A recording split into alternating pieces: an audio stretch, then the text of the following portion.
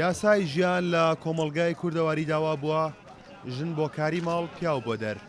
دڵنیا دڵشادی تەمەن 33 ساڵ ئێستا ئەو یاسایی گۆڕیوە، لە هەمان کاتدا کاری ماڵەوە و دەرەوە ئەنجام دەدات.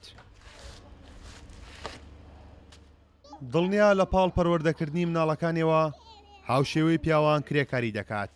کرێکاری کاری سەرەکی دڵنیا نییە، بەڵکو دڵنیا چایچیەکی نێو بازاڕی میلی کەرکووکە. ڕۆژانە زیاتر لە 10 سەعات لە نێو بازاڕەدا کاری چایچێتی دەکات.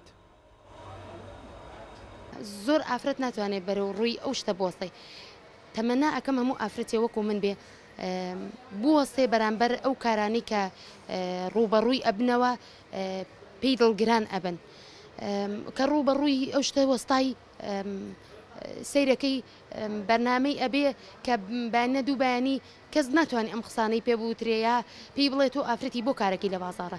ئیشی پیا و زەحمەت نییە، من کرێکاریم کردووە وەکو لەگەڵ وەستای کاشیە کارم کردووە، لەگەڵ وەستای بلۆکا کارم کردووە.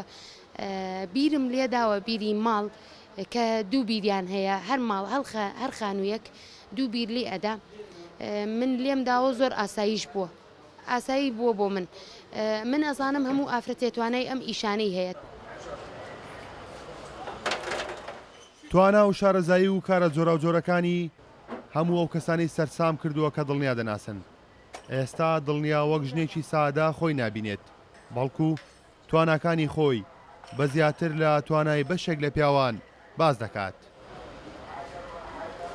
تەنها دوو مناڵم هەیە، کاکە هەردی و تەمەنی 12 ساڵە، دادەمەلاک تەمەنی 3 ساڵ و 5 مانگە.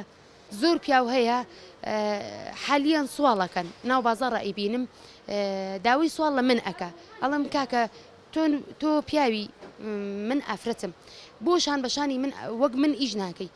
پێشیم گوتووە کە وەرە لای من کارکە من ڕۆژانەتە دەمێ.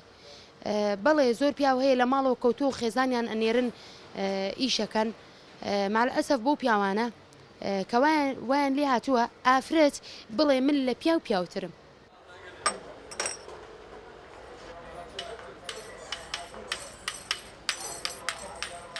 جیاوازی ڕەگەز و بربەستەکان نەبوونەتە ڕێگر لە بەردەمیدا. دڵنیا دەیەوێت بەم کاری بە هەمووان بڵێت هیچ جیاوازیەک لە نێوان ژنان و پیاواندا نییە و ئەگەر ویست و ئیرادە هەبێت دەتوانیت هەر کارێک بکەیت کە دەتەوێت. کارۆن محەممەد کورساد نیوز، کەرکووک.